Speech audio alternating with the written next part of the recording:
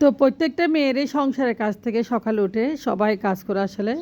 তো সকালবেলাটা খুব ইম্পর্ট্যান্ট প্রত্যেকটা মেয়ের জন্য, যা হোক না কেন। তো চলে আসলাম রান্নাঘরে রান্না করতে। হাই গাইস, আসসালামু আলাইকুম। তো শুভ সকাল, সকালটা শুরু হয়ে গেছে। তো কাজকর্ম শুরু হয়ে গেছে। গতকাল খালা যে কাজ করছিল, গদ্য পরিষ্কার ছিল, সেগুলো আপনাদের সাথে শেয়ার করতে পারি নাই। তো অনেক গুছানো হয়ে গেছে, দেখেন সব কিছু গুছিয়ে রেখেছি একদম আলমিরা, বইগুলো সুন্দর করে গুছিয়ে রেখেছি। এখানে দেখেন তাওয়াগুলো একদম ধোয়া হয়ে গেছে, এগুলো ধোয়া হয়ে গেছে, পরিষ্কার পরিচ্ছন্ন করে ধুয়ে নিয়েছি। ওইদিকে এগুলো ধোয়া হয়ে গেছে আর তাওয়াগুলো খুব পরিষ্কার করে ধুয়ে নিয়েছে। দেখেন এদিকে বোতল ছিল, যেগুলো সব পরিষ্কার করে ধোয়া হয়ে গেছে, এগুলো সব ধুয়ে নিয়েছে খালা একদম। চামচ টামচ সব পরিষ্কার, এগুলো সব পরিষ্কার করে নিয়েছে। আর এদিকে খালা একটু গুছিয়ে রাখে নাই, সেজন্য আমি গুছিয়ে রাখবো। খালা আমাকে যদিও ধুয়ে পরিষ্কার করে দেয়, কিন্তু আমি সব কিছু একটু গুছিয়ে রাখি, কারণ এর আগের দিন আপনাকে দেখিয়েছি আমি এলোমেলো একদম ঘর একদম অগোছানো ছিল। আজকে আমি সব গুছিয়ে নিয়েছি, দেখেন কত পরিষ্কার করে। তো সংসার আসলে মাঝে মাঝে সব কিছু কাজ নিজে করতে পারি না, কারণ খালা একবার আসলে আমার অনেক কাজ হয়ে যায়। তো যেহেতু আমি পারি না, অন্য কাজে ব্যস্ত রাখি, সেজন্য যাক উনি সপ্তাহে একবার আসলে আমার অনেক কাজ ক্লিয়ার হয়ে যায়। দেখেন সব কিছু পরিষ্কার করে নিয়েছে একদম গতকাল। তো আজকে একটু গুছিয়ে নিচ্ছি। তো এদিকে প্রায় রোদ উঠে যাচ্ছে, সকালটা প্রায় 10টা বেজে গেছে, সকাল হয়ে গেছে। সকাল বলতে আসলে সকাল উঠলে কাজগুলো আসলে অনেক দ্রুত একদম দিনটা চলে যায়, কাজগুলো দ্রুত হয়ে যায়।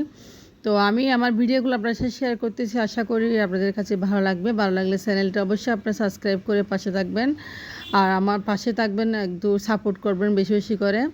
যেখান থেকে দেখেন না কেন, বাংলাদেশ, ইন্ডিয়া, যেখান থেকে ভিডিও দেখবেন না কেন, আপনারা অবশ্যই আমার চ্যানেলটা সাবস্ক্রাইব করে রাখবেন। তো আমি আমার ভিডিওতে আমার দৈনিক লাইফস্টাইলটা আসলে আমি যেগুলো করি সারাক্ষণ, সেগুলো আপনার সাথে শেয়ার করতেছি। তো এদিকে সোফার রুমটা একটু গুছানো হয়ে গেছে। গতকাল আমি অনেকগুলা গুছিয়েছি, গোছানো ছিল, আপনারা দেখেছেন। আজকে একদম গুছিয়ে নিয়েছি। তো ঘরটাও মোছা হয়ে গেছে, গতকাল একটু একদম ক্লিন করে নিয়েছি। সপ্তাহে এরকম একবার খালা আসলে আমার অনেক কাজ সমাধান হয়ে যায়।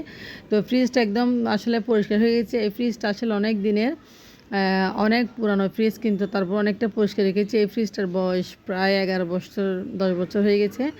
যা হোক, ফ্রিজটাও খারাপ আমাকে পরিষ্কার করে গেছে, নর্মালটা একদম খুব সুন্দর করে। তো আমি একটু ডিমগুলো গুছিয়ে রাখছি, দোকান থেকে ডিম আনছে আমার ছেলে, একদম ক্লিন করে গেছি ফ্রিজটা খালা আসলে সব কিছু প্রত্যেকটা জিনিস। তো একটু বাজারে গেছিলাম আমি, আসলে মুরগি নিয়ে আসছিলাম বাসে, দেখেন মুরগি কেটে রেখেছি এখন। তো মুরগিগুলো একটু ভাগ করে রাখবো ফ্রিজে, যেহেতু বাচ্চারা খুব পছন্দ করে, ওদের জন্য মুরগি আনা। তো যেহেতু ওদের জন্য একটু ভাগ করে রাখবো, বা যেদিন যেরকম রান্না করবো এরকম। তো কিছুটা মুরগি আমি ধুয়ে নিচ্ছি এদিকে ফ্রেশ করে একদম রান্নার জন্য, আর কিছুটা মুরগি ছেলে মেয়ের জন্য ভুনা করব। আমার ছেলে মেয়ে কীভাবে মুরগি খেতে পছন্দ করে সেটা আপনার সাথে শেয়ার করব আজকে। দেখেন ওরা মুরগির ঝোল একটু কমে পছন্দ করে। তো মুরগি আমি ওর জন্য মাংস নিয়ে নিয়েছি, বাটিতে অনেকগুলো। এদিকে পেঁয়াজ এবং পেঁয়াজটাও বেটে নিয়েছি, আদা রসুনটাও বেটে নিয়েছি, আর মুরগিগুলো ভালোভাবে ধুয়ে নিচ্ছি একটু পরিষ্কার করে। তো হাড় ছাড়া মাংস নিয়েছি, যেহেতু একটু ভুনা করব। তো এ পর্যায়ে ভালোভাবে ধুয়ে নিয়েছি, এখন রান্না করতে চলতে হবে। অনেকটা এখন বেলা হয়ে গেছে প্রায়। আসলে দিনটা কেমনে কেমনে চলে যায় কাজের মধ্যে, একদম মানে সকালে উঠলে কাজের মধ্যে দিনটা চলে যায়, আর সময় পাই না। তো মাংসটা ধুয়ে নিয়েছি, আমি এখন রান্না করব। ওরা একটু ভুনা টাইপের মাংস পছন্দ করে। যা হোক, আমি এদিকে পেঁয়াজটা বেটে নিয়েছি। তো রসুন আদা বাটা দিয়ে এবং পেঁয়াজটা দিয়ে ভালোভাবে মাংসটা ম্যারিনেট করে রাখবো। ওরা যেভাবে পছন্দ করে সেভাবে রান্না করার চেষ্টা করে আসলে মাংসটা। আর এটা হচ্ছে অনেক পুরনো একটা, দেখেন শিলপাটার মতো একদম। তো এদিকে মাংসটাও ধোয়া হয়ে গেছে, একদম পানিটা ঝরিয়ে নিয়েছি, পেঁয়াজ এবং আদা রসুন বাটা দিয়েছি। তো মাংসটা আমি হাতে মেখে একদম তেলে ছড়িয়ে দেব ওদের জন্য। তো আজকে এটা রান্না করতেছি, আর একটু শাকও রান্না করা আছে বাচ্চার, আর ভেন্ডি ভাজি করেছি বিশেষ করে। তো এটা আমি ভালোভাবে মেখে একটু লেবুর রস দিয়েছি প্রথমে, দেখেন আদা রসুন বাটা দিয়ে লেবুর রস দিয়ে ভালোভাবে তো একটু ম্যারিনেট করে রাখবো। এদিকে আমি মরিচ মশলা হলুদ দিয়ে আগে লেবু রস দিয়ে প্রথমে মেখে নিচ্ছি। তো মাংসটা ভুনা করলে আসলে ভালো লাগে, ওরা খুব বেশি পছন্দ করে। আমি এখন হলুদ আর মরিচের গুঁড়া, মশলার গুঁড়া সব কিছু দিয়ে দিচ্ছি। গরম মশলা দিচ্ছি আর মরিচটা একটু কমে দেবো, যেহেতু ভুনা হবে তো মরিচটা একটু কমে দিচ্ছি। তো সব কিছু দিয়ে মেখে নিচ্ছি আমি। দেখেন একটু জিরার গুঁড়া, একটু গরম মশলার গুঁড়ো দিয়েছি। এভাবে মাংসগুলো রান্না করলে হাত দিয়ে বাচ্চারা খুব খেতে পছন্দ করে। তো এভাবে রান্না করে অবশ্যই দেখবেন অনেক মজা। তো এদিকে তেল দিয়ে দিচ্ছি পর্যাপ্ত পরিমাণে, একটু তেল বেশি দিতে হয় যেহেতু হাতে মাখানো মাংস। তো এটা একটু ফ্রাই হবে, আসলে মুরগিটা আমি ফ্রাই করে ফেলবো। আর পানিটা খুব জড়িয়ে নিয়েছি এখন। তো মাংসটা বসিয়ে দিব। হাতের মাখানো মাংস আসলে অনেকে পছন্দ করে, আমার ছেলে মেয়ে একদম এভাবে রান্না করলে খেতে পছন্দ করে, আর ঝোল রান্না করলে এখন কমে খেতে চায়। তো আসলে মুরগি খেতে খেতে ওদের মনে হয় এরকম অবস্থা হয়ে গেছে যে মুরগির খেতে ইচ্ছা করতেছে না। যা হোক অনেকটা মুরগির মাংস খাইছে বাচ্চারা আসলে, তারপরেও মাছটা দেওয়ার চেষ্টা করি, মুরগি বেশি খাওয়া ভালো না। তো মেখে নিয়েছি, এখন আমি চুলায় ডাকনা দিয়ে বসিয়ে দিব। তো এটা হতে হতে আমি 30-35 মিনিট লাগবে। যা হোক এদিকে তো আমরা খেয়ে নিলাম অফ ক্যামেরায়, খাওয়া দাওয়া শেষ হয়ে গেছে, এখন বিকেল হয়ে গেছে। তো বিকেলে আসলে কয়েকজন মেহমান চলে আসছে, যে খালা আমার বাসায় যিনি কাজ করে ওনার 2টা মেয়ে ওনার সাথে আসছে বেড়াতে। তো হঠাৎ করে আমি আজকে চুলাও ভিজিয়ে দিয়েছিলাম, সকালে গিয়ে চুলা ছিল। তো এগুলো প্রেশার করে সিদ্ধ করে নিয়েছি, আর খালাকে বলতেছে একটু পেঁয়াজ রসুন বেটে দিতে। তো উনি আমাকে হেল্প করতেছে যেহেতু ওনার মেয়ে আসছে। আর ব্লেন্ডার আমি ডালও ভিজিয়ে দিয়েছিলাম, কি জানি তো কারিজি কোথায় আছে কেউ জানে না আসলে। আমি ডালগুলা সকালে ভিজিয়ে দিয়েছিলাম, ডালগুলা এখন একটু ব্লেন্ডার করে নিয়েছি। তো চুলায় তেল দিয়েছি, কিছুটা পেঁয়াজও বানিয়ে নেব। তো মেহমানদেরকে হঠাৎ করে কী দেবো সেটা ভাবতে ভাবতে আর চুলা আর পেঁয়াজও বানিয়ে দিচ্ছি।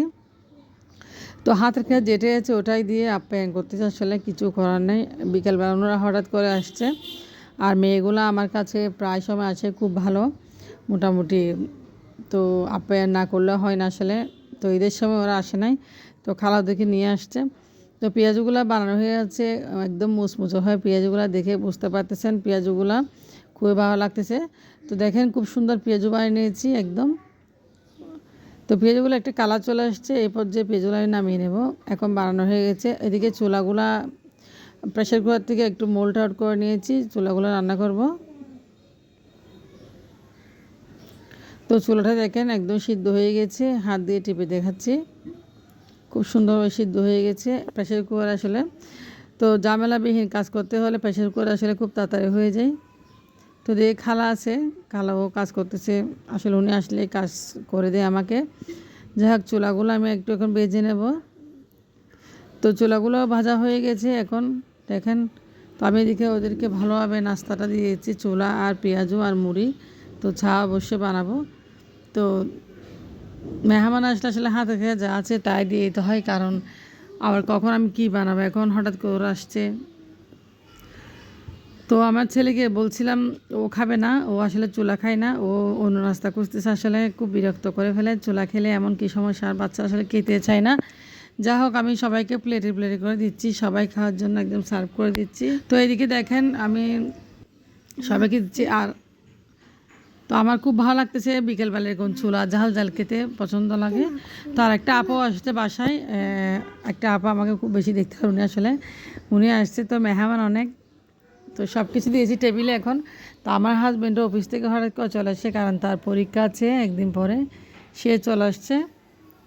তো পেঁয়াজু দিয়ে চলা বিকেলবেলা, এদিকে একটা আপা আসছে ওনাকেও দিলাম। যা হোক সবাই খাচ্ছি একসাথে, আমার ছেলে তো খাবে না, সে দাঁড়িয়ে আছে।